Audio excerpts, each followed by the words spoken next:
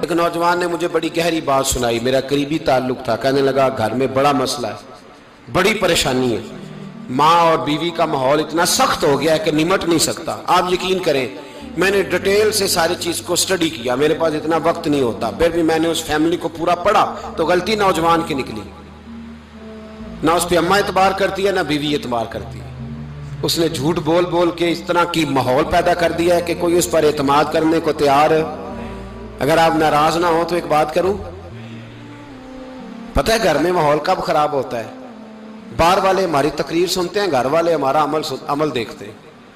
جب وہ دیکھتے ہیں نا کہ یہ کس طرح کا شخص ہے، اس کے رویے، اس کا کردار، اس کا لب و لہجہ کتنا برا ہے اور یہ کردار کا کتنا کمزور ہے۔ اعلیٰ حضرت فرمایا کرتے تھے نیک وہ ہوتا ہے جس کی تنہائی صاف ستھری ہوتی ہے، اس لیے ماحول بگڑ جاتا ہے۔ یہ جو ہم کہتے ہیں نا میرے سجن بڑے بنتے ہیں پھر ٹوٹ جاتے ہیں، کچھ لوگ ایسے ہوتے ہیں جو ان کے پاس جاتا ہے انہی کا ہو جاتا ہے، وہ کہیں اور کے قابل کیوں بھلا؟ اس لیے کہ ان کے کردار میں ٹھنڈک دیکھتا ہے، ان کے لب و لہجے میں مٹھاس دیکھتا ہے، اس شخص میں اتنی خوبصورتی دیکھتا ہے کہ اسی کا بن جاتا ہے۔ حضرت ابراہیم بن ادم کے پاس ایک نوجوان آیا، کہنے لگا میں گناہ کرنا چاہتا ہوں، فرمانے لگے بالکل کر، اللہ کا دیا ہوا رزق کھانا چھوڑ دے اور گناہ کر۔ کہنے لگا یہ نہیں ہو سکتا، فرمانے لگے چل پھر اس طرح کر، رب کی زمین پہ نہ رہ، کسی اور کی زمین پہ چلا جا۔ کہنے لگا یہ بھی نہیں ہو سکتا، فرمانے لگے چل اللہ کی چھت سے نکل جا۔ کہنے لگا یہ بھی نہیں ہو سکتا، تو آپ رو پڑے۔ فرمانے لگے پھر جناب اسرائیل جب آئیں تو ان سے کہنا مجھے 2-3 سال کی مہلت دے دے، پچھلی میری گناہوں میں گزر گئی، میں ذرا 3 سال عبادت کر لوں۔ تو وہ شخص بھی رونے لگا، کہنے لگا حضور وہ مہلت نہیں دیتے، وہ جب لینے آتے ہیں تو پھر لے کے اللہ تعالیٰ نے جب انسان بنانا چاہا نا تو جناب جبریل کو کہا مٹی لے کے آ زمین سے۔ حضرت جبریل نے مٹی پہ ہاتھ ڈالا تو باقی کی مٹی رونے لگ گئی، اسے جدا نہ کر، تو جناب جبریل چھوڑ کے چلے گئے۔ حضرت میکائیل کو بھیجا مٹی لا، مٹی پہ ہاتھ ڈالا تو باقی کی مٹی رونے لگ گئی، چھوڑ کے چلے گئے۔ جناب اسرائیل کو بھیجا، مٹی پہ ہاتھ ڈالا تو باقی کی رونے لگ گئی، چھوڑ کے نہ جاؤ۔ تو حضرت اسرائیل فرمانے لگے تیرا رونا دیکھو کہ رب کا حکم دیکھو۔ وہ لے گئے، جب پیش کی تو رب کریم نے فرمایا اسرائیل جان نکالنے کی ڈیوٹی بھی تیری، تو مٹی کو لے آنا، باقی مٹی روتی بھی رہے تو روتی رہے، جب میرا فیصلہ آ جائے تو پھر اس میں کوئی گنجائش، ہم کھاتے بھی اللہ کا ہیں، نافرمانی بھی اس کی کرتے، زمین پہ بھی اس کی چلتے ہیں، نافرمانی بھی اس کی کرتے، حکم کسی اور کا مانتے، چھت پہ رب کریم کی رہتے، اس طرح نظام نہیں چلتا۔ میرے بھائی یاد رکھ لو گناہوں کی سزا ملے گی، زندگی تنگ ہو جائے، یہاں بھی آزمائش ہوگی اور وہاں بھی۔ میں نے درس پہ کہا تھا، پھر بات کہتا ہوں، یہ میں اپنے لیے کہہ رہا ہوں، توجہ ہے میری بات پر۔ دعا فرمایا کرے کہ جو کچھ ہم نظر آتے ہیں اللہ ہمیں ویسا بننے کی توفیق بھی عطا فرمائے۔ اللہ ویسا بننے کی یہ مشکل معاملہ ہے، مشکل۔ دیکھیں نا ایک آدمی سیاستدان ہے، اس نے بڑے اچھے نعرے لگائے، انقلاب آ جائے گا، میں غریب کا بھلا کر دوں گا، میں یتیموں کے سر پہ ہاتھ رکھوں گا، میں مجبوروں کی مدد کروں گا، میں دکھیوں کی مدد کروں گا، مزدوروں کو۔ اس نے اچھے اچھے نعرے سکھائے، اچھا اس نے پیغام دیا، اندر اس کے یہ تھا کہ اقتدار ملے گا تو مرضی کروں گا۔ لوگ اس کے گرد بھی گئے، اس کی گاڑی کے پیچھے بھی بھاگے، لوگوں نے اس کے نعرے بھی لگوائے، جیب سے پیسے لگا کے اس کے پوسٹر بھی شائع کیے، لوگ اس کے گرویدہ ہو گئے، لوگوں نے پوری، اور میری قوم نے تو بیچاری نے کئی دفعہ دھوکے کھائے، جس نے نعرہ لگایا غریب اسی کے پیچھے مسیحا بن کے چل پڑا، آج دھوکہ دے لیا، لوگوں کو پیچھے لگا لیا۔ یہ بتاؤ اگر راز کھل جائے، اگر راز کھل جائے کہ یہ دھوکہ دے رہا ہے، یہ فریب کر رہا ہے، تو لوگ اس کا کیا حال کریں گے؟ یہ راز قیامت میں کھل جائے گا، قیامت میں یہ راز یہ کھل جائے گا، یہ دھوکے باز تھا۔ اذا زلزلت الارض زلزالہا، جب زلزلہ آئے گا جیسے اس کا آنا ٹھہرا، واخرجت الارض اثقالہا، زمین اپنے بوجھ باہر نکال دے گی۔ اس سے مراد کیا ہے کہ زمین پہ جو جرم ہوئے زمین بتا دے گی، باہر نکل آئے۔ وقال الانسان ما لہا، انسان کہے گا اسے کیا ہوا، یہ تو سب کچھ بتا رہی، بوجھ باہر نکال دے گی۔ ایک آدمی پیر طریقت بن کے بیٹھ گیا، जुब्बा कुब्बा पहन के बड़ी पगड़ी बांध के बैठ गया, अच्छी अच्छी नेक बातें बताने लगा।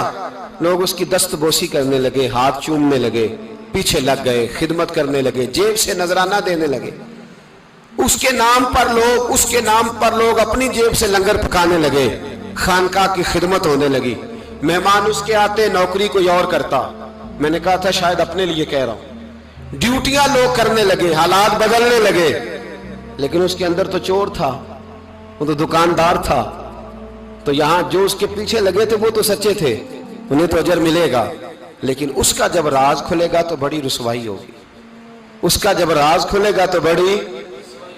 एक मेरी तरह का दीनदार था, जो चेहरे का तो नेक था, अंदर पता नहीं क्या कुछ था। एक तवाइफ गुजर रही थी, उसने उसको तबलीग कर दी। कहने लगा बस कर दे, सियानी बन जा। तो किसी दानिश्वर ने लिखा है, उसने बड़ा सख्त जवाब दिया उस औरत ने। कहने लगी बाबा मैं तो जो हूं वो नजर भी आ रही हूं, तू बता जो तू नजर आता है वो तू है कि नहीं। उस बंदे ने चीख मारी और बेहोश होकर गिर पड़ा। तो लोगों ने कहा बाबा आज किसी सूफी का कलाम सुना है जो बेहोश हो गया। तो उसने कहा नहीं, आज तवाइफ की बात सुनी है, तवाइफ की। और वो अजीब बात कर गई है, वो कह गई है मैं तो जो हूं मैं नजर आ रही हूं, तू भी तो बता ना, तू बता ना कि तू दस्तारे इमामत पहनता है।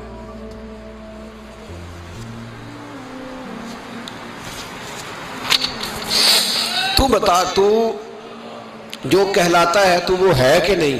ये वकाल अल इंसानु माला, ये राज कयामत में खुलेगा।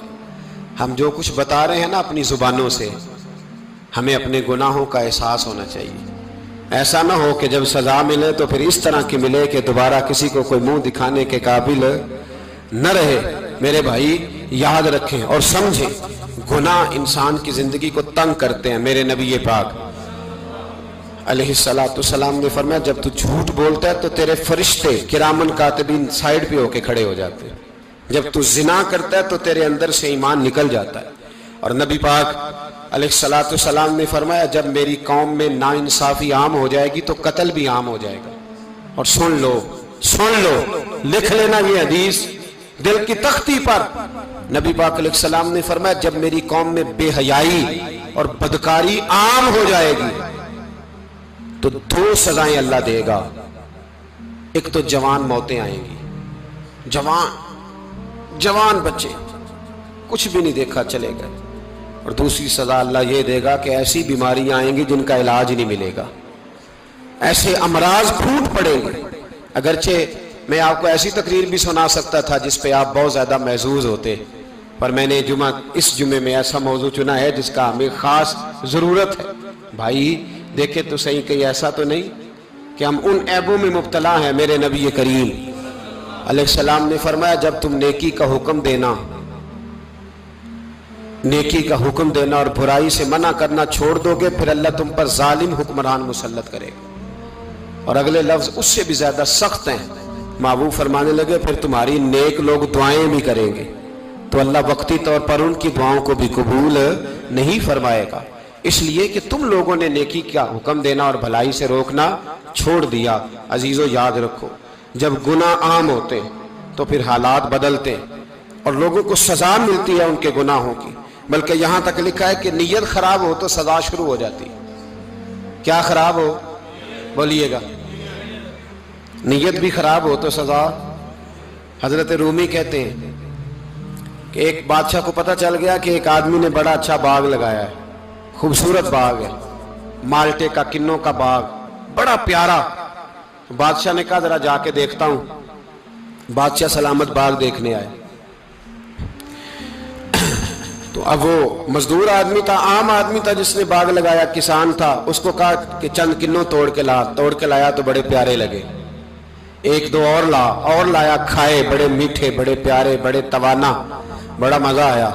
तो बादशाह के दिल में ख्याल आया कि इस पे कब्जा ना कर लूं बाग पे। हमारे यहाँ ना किराए पे दुकान देता ना मालिक, तो जब किसी गरीब की चल जाती है कहता है तू खाली कर, मैंने खुद डाल ली है। चल गई ना उसकी, हालांकि रिस्क अपने अपने नसीब का है। रिस्क اپنے اپنے نصیب کا ہے، جس کو اللہ تعالیٰ چاہتا ہے عطا کرتا ہے۔ تو اس کو کہا کہ اور توڑ کے لا، اور دل میں خیال ہے کہ یار اتنا اچھا باغ ہے، قبضہ کر لیتے ہیں۔ ہماری حکومتیں قبضہ کر لیتی ہیں کہ جو چیز اچھی لگ جائے۔ اب وہ کسان 2-3 کنوں توڑ کے لایا، اس نے کھائے تو کھٹے نکلے، ترش تھے۔ کہنے لگا تجھے کیا ہو گیا ہے؟ تو بندہ بڑا صاحب دل تھا، کہنے لگا میں تو ٹھیک ہوں، آپ اپنی نیت سے پوچھیں کہیں خراب تو نہیں ہو گئی۔ تو کنوں میں بھی اس کا اثر آ گیا ہے، اپنی نیتیں بگڑ جائیں نا، نیتیں۔ اب ایک بات کہنے لگا ہوں، غور سے سننا۔ جب تک دو بھائی اکٹھے کاروبار کرتے ہیں، نیت ہوتی ہے کہ ہمارا گھر چلے گا، تب تک اللہ برکت دیتا ہے۔ اور جب اپنی اپنی جیبیں سمیٹنے لگ جاتے ہیں نا کہ یہ میرا 5,000 ہے، آج میں گیا تھا اگرائی کرنے، یہ میرا 10,000 ہے، آج میں نے زیادہ کی، جب وہ ٹٹولنے لگتے ہیں پھر اس دکان سے بھی برکت اٹھ جاتی ہے، پھر وہاں سے بھی برکت چلی جاتی ہے۔ فَإِنَّ لَهُ مَعِيشَةً ضَنْكَ، فرمایا جب تو میں منہ پھیر لیتا ہے پھر تیری زندگی اللہ تنگ کر دیتا، پھر وہاں سے بھی برکت، خوبصورتی، اثر اٹھ جاتا ہے۔ ایک سنار نے گلی میں ایک یتیم چھوٹے سے بچے کو گھومتے دیکھا، تو سنار بے اولاد تھا، بچے کو اٹھا کے گھر لے آیا۔ 18 سال اس بچے کی پرورش کی، اس کو پالا پوسا، جوان کیا۔ سنار کے پاس وہ دکان پہ چلا جاتا، وہ کئی دفعہ دکان پہ رہتا، کئی دفعہ گھر میں رہتا۔ ایک دفعہ وہ دکان پہ تھا، بچہ گھر تھا، 18 سال کا جوان، اس کی بیوی اکیلی تھی۔ وہ جس نے ماں بن کے پالا تھا اس نے اسی پہ حملہ کر دیا، اس کا بازو بری نیت سے تھاما، بیوی چیخی۔ تھوڑی دیر گزری تو وہ نوجوان پیروں میں بیٹھ گیا، کہنے لگا اماں پتہ نہیں مجھے کیا ہوا۔ شام کو سنار آیا، بیوی چیخنے لگی، چلانے لگی، کہنے لگی آج عجیب بات ہوئی، جس کو میں نے جگر کا خون دے دے کے پالا اسی نے گندی نظر ڈالی۔ سنار محو حیرت ہے، بیوی کا خیال تھا کہ لاٹھ اٹھائے گا، ڈنڈا اٹھائے گا، نوجوان کو مارے گا، لیکن وہ رونے لگ گیا۔ اس نے کہا آج اس نے میرا بازو تھاما ہے، جانے کیا کیا ہے؟ پریشان ہونے لگ گیا، سجدے میں گر گیا، کہا تو بتاتا کیوں نہیں؟ تو وہ سنار کہنے لگا اس کی غلطی نہیں، 18 سال کے بعد آج مجھ پر بھی شیطان سوار ہوا تھا۔ ایک عورت آئی تھی، وہ اپنے بازوؤں میں چوڑیاں پہننا چاہتی تھی، تو میں نے بھی گندی نظر سے ہاتھ ڈالا تھا، رب کریم نے مجھے فوراً اس کی سزا دی۔ جن کے گھروں میں بیٹیاں ہوتی ہیں ان کی نظریں گندی نہیں ہوتی، جو بیٹیوں کے باپ ہوتے ہیں، جو بہنوں کے بھائی ہوتے ہیں، ان کی نظریں گندی۔ اور اگر تو ٹیلی فون کرتا ہے، تو کسی عورت کے ساتھ تعلق رکھتا ہے، تو یہ بات لکھ لے، امام فخر الدین رازی 1، علامہ اسماعیل حقی 2، ملا جلال الدین رومی 3، امام خازن 4، امام جلال الدین سیوطی 5 حدیث کے استاد اور محدث لکھتے ہیں کہ اگر تو کسی پر گندی نظر ڈالے گا تو تیرا گھر بچ سکتا، یاد رکھ نہیں بچے گا۔ اس لیے